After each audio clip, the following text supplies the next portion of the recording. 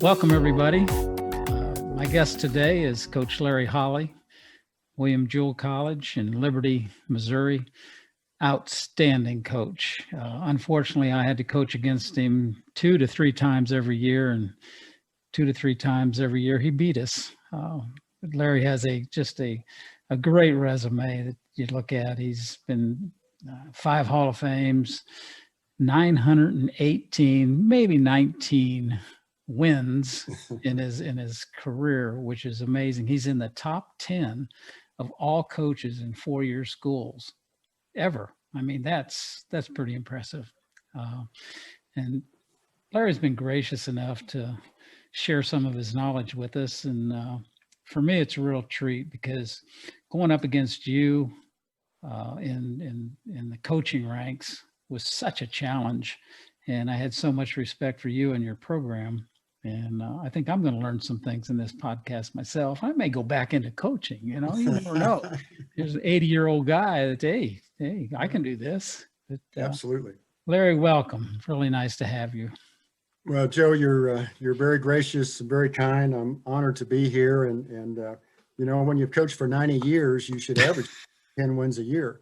And but I've been blessed with a lot of great players and assistant coaches. I've been very blessed, and I'm honored to be here. You had some teams that gave us some real battle. 06-07, we went 0-2 against the Ravens. I think that's correct. And looking back on it, so you had some good teams and always gave us a great game, and it's an honor to be on here with you. Well, thank you, Larry. I wanted to start kind of at the beginning. Where'd your competitive nature come from? Because you really, really had a competitive nature, not only as a player, but as a coach too. Where'd that come from? My parents, my dad was a coach. I was always in the gym with him as a youngster at the age of 5, 6, 7, 8, 9. And his players were my heroes. I watched how they competed, how they worked hard, how my dad tried to put together the team, that sort of thing. Certainly my coaches, I had a very enthusiastic high school coach. My dad was my coach through 8th grade, and I always thought I would play for him in high school, but he didn't want anyone saying that I was playing because I was the coach's son. Now, I was superintendent of school, so now I was playing because I was the superintendent's son. But he hired Carl McDaniel. He went by Tom, and this guy had enthusiasm like no other. And he was a very competitive person and enjoyed playing for him. And then my college coach was a 2-time football All-American at Missouri Valley College. He's in their Hall of Fame, Jim Nelson, but he also a very successful basketball coach. And nobody was a more fierce competitor than Coach Nels. So those guys, and then my teammates and assistant coaches, that sort of thing. But early on, it'd be my parents, and then my high school and college coach. Okay.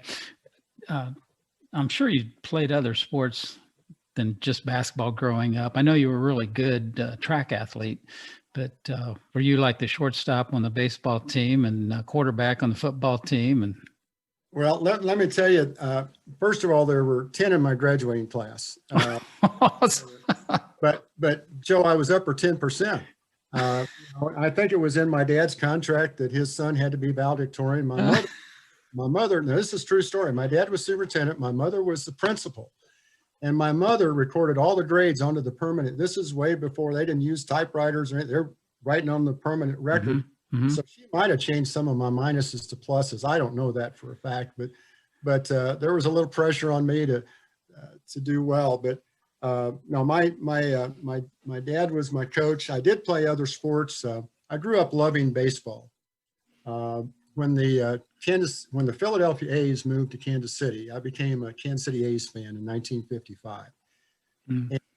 And Jameson didn't have a baseball team. We had basketball. We started a track program when I was in high school. So we were not big enough to have football. We didn't have baseball. But I played on a travel team, or American Legion and Pony League teams out of Gallatin, Missouri, and loved the game. But I'll tell you how good I was and what they thought of my potential. My uniform number was number 68. And I had never seen 68 on the back of any major league player ever. Now, today you'll see some of those numbers, 72 with Carlton Fisk or whatever. My wife still wears that jersey around the house everywhere. And I see that, I thought, oh, those people at Gallatin thought I had great potential in baseball. My number was 68. I think gradually I got a lower number, but loved playing baseball, dreamed of playing baseball in college, but my scholarship was basketball and track. But loved all the sports, loved watching football, but never played it. I was a middle distance to distance runner. And so when I came to William Jewell, my scholarship was basketball track, but being a middle distance and a distance runner, I also ran cross country. So I did 3 sports all 4 years I was at William Jewell. Oh, that's great. Where's Jameson? It is in north central Missouri. You know, all roads lead to Jameson. You just have to know which way to turn. It's the towns around it. Bethany is about 20 miles north. Okay.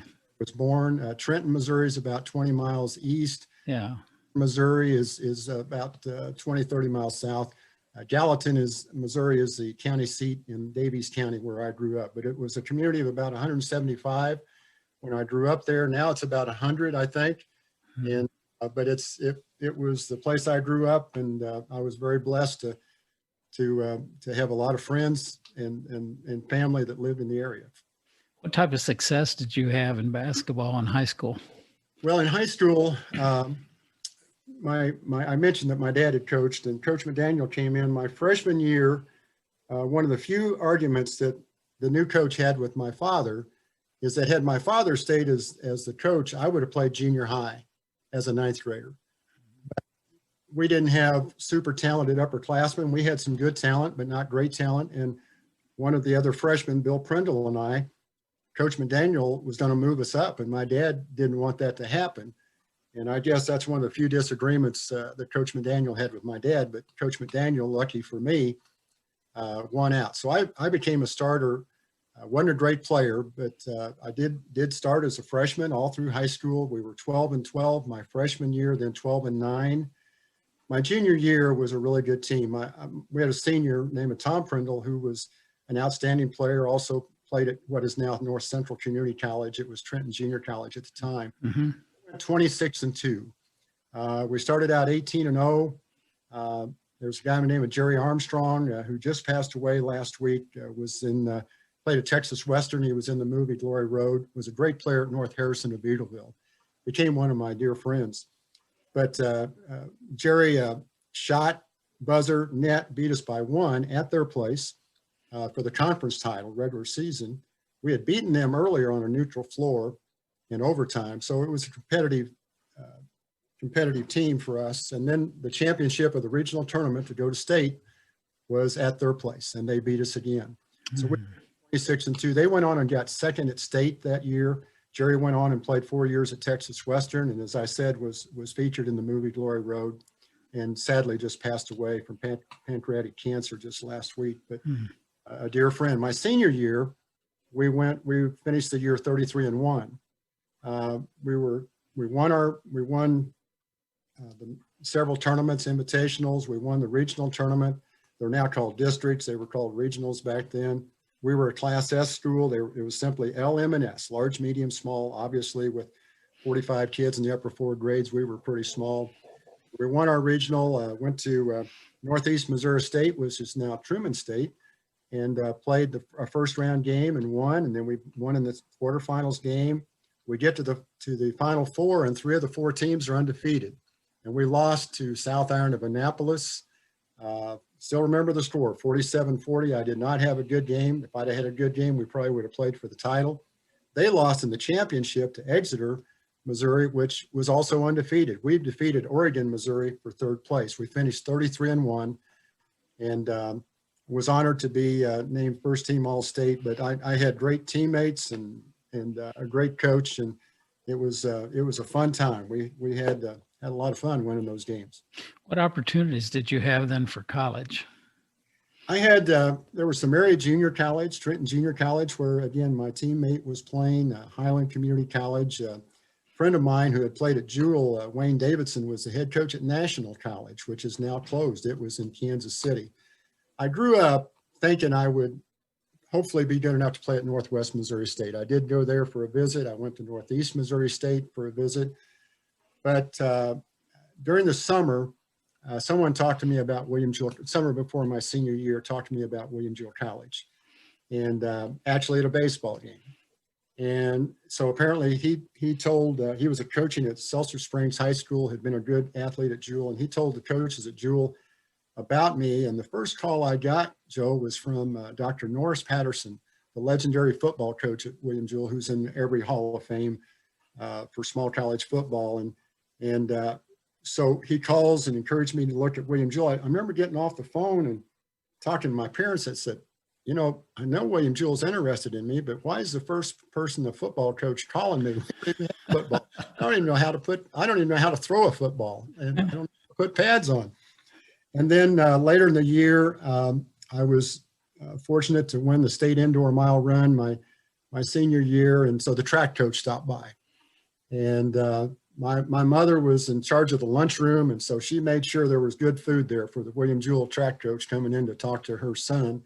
Later, about a month later at a career day, the basketball coach was the speaker about going into coaching. And I was there in a room full of high school juniors and seniors from the 6 high schools in Daviess County. I had not met the man yet. And he got up in front. He said, before I get started, said, does anybody in here know Larry Holley? Well, he signed me right there. You know, I mean, here's all these students from Gallatin and Winston and Jamesport and Coffee and Pattonsburg and Jameson, and he's calling my name. So I talked to him after his speech and came for a visit at Jewell. And the more I looked at it, the more I liked it. They were going to let me do things other than just basketball. Yeah. I had a music background, and they were going to let me be in the band, concert band. They were going to let me be in the choir. And then obviously my scholarship was actually basketball and track. So three sports, and just kind of like high school, we got to do a lot of everything. That's great. Now, tell us a little bit about your experience at Jewell as a player. Well, I walked into a really good situation. I played JV and varsity as a freshman. Varsity to letter, didn't play a lot of minutes, but at the end of the year, we played Rockhurst, what was Rockhurst College at the time. And back then, the winner of our conference, the NCAA conference, would play the next best team of all the NAIA schools in Missouri, and a best 2 out of 3 series to go to the national tournament. Well, we won our conference, and the other team happened to be Rockhurst. And so we played them best 2 out of 3. I was a reserve on that team, and we lost the first game in overtime. We had lost to them twice during the regular season, both close games. And then the second game, they got us by double digits. And that was my freshman year. I got to play a little bit. I had to guard a guy by the name of Dick Hennier, who was one of the best shooting guards in the nation at the time. And then I'll never forget this. I got into one of those games, Joe, and I'm in the game, and Homer Drew, my running mate at guard, throws the ball to me, and I turn around, and there is Ralph Telkin guarding me. And those that remember him, he may have been the best defensive guard in the nation at the NAIA level. And he wore goggles, and you know, he'd get down into a defensive stance. I caught the ball, and this is no kidding. I probably wet my britches because he's in this defensive stand. I threw the ball back to Homer Drew, and I went down and got myself off the ball somewhere. I didn't want to try to bring it up against him. But that was my freshman year. My sophomore year, midway through the year, I became a starter. I've told you this before. Well, by the way, Rockhurst went on and won the national title that year. Yeah, so not bad. they beat Lucius Jackson and Pan American in 1964. Yeah. And so the next year, they're the defending champs, and my first college start is at home. Homer Drew had gotten hurt, and I'd stepped in and played well in his absence. And so the next game I got to start, and it was against Rockhurst. And I had a nice game, scored 18 points, and I think they didn't have a scouting report on me. That's probably the high point total I ever had against Rockhurst in my career. But I will tell you, my senior year, so I became a starter and started the rest of my career, and blessed to play on 3 conference championship teams in basketball. Had some great teammates. And but it was a great experience. Obviously cross country and track as well, but on the basketball side of it, it was the 65 team was probably the best team I played on. We lost to Lincoln in the playoffs that year, best 2 out of 3. They had a guy named Arvesta Kelly, who you know, who went on and played in the ABA, and Milton Williams, who played in the NBA, and Marshall Evans, who got drafted by the San Diego Rockets, and they had another starter who became a all-pro defensive back, I think, with the Minnesota Vikings. So they were pretty talented. Yeah. 8 and by 6. Then my junior year, we got second in the league. My senior year, we won it again. And I've talked to you a little bit about the smallest lineup in college history to win a conference title. We were 6'2", 5'11", 5'11", 5'11", and 5'9", and had a lot of fun, but lost to Rockhurst again in the playoffs, 2 out of 3. But looking back on it, as I've told you, I've started Zoom calls with the 67 team my senior year. And I'm going to have one next week with that 65 team, which has Homer Drew on it. Oh, that's great. He went on to have a pretty good career coaching at Valparaiso. And his son, one obviously the head coach at Baylor, Scott Drew, and the other one's at Grand Canyon and in Phoenix, and that's where Homer lives now. That's terrific. What got you leaning towards coaching? I mean, you could have done a lot of things. Obviously, you're an excellent student. You had a music background too. What pushed you into coaching? Well, I'll start with what I didn't do. I grew up in the Christian Church Disciples of Christ, and the minister was a graduate of Culver Stockton College. And I think my mom would have been very happy if I'd have become a minister. I know my minister would have been very happy if I'd have gone to Culver Stockton and become a minister. That was the Christian Church Disciples of Christ. There were 3 schools in Missouri that kind of sponsored them at that time. And Culver Stockton was one. Christian College in Columbia, Missouri, which is now Columbia College, and Missouri University was part of that church. But truthfully, being in the gym with my dad all the time, my dad was a coach. And I think as soon as I ever thought about what I wanted to do as a livelihood would be to teach and to coach. And my dad tried to talk me out of it. He'd been a coach and he'd had the ups and downs, and I would listen. I was the only child, and I would listen at the kitchen table about coaches getting fired for various reasons. Maybe their boys' team won the conference title, but the girls didn't do as well. And they didn't play the board member's son, or they didn't play the superintendent's son, or the boosters, or whatever. And my dad didn't want me putting that product out there every Tuesday and Friday night for everybody to criticize, because everybody's smarter than the coach. If you don't believe it, just go sit in the bleachers. All right. You'll soon find that out. But my dad, I think I was a sophomore or junior, he quit trying to talk me out of it, but he sincerely tried to talk me out of it because of all the criticism that comes your way. And but the advantages far outweigh the disadvantages. So I knew from an early age that I wanted to be a basketball coach. Well, that's a lot of kids get into college and don't have any clue as to what they want to do.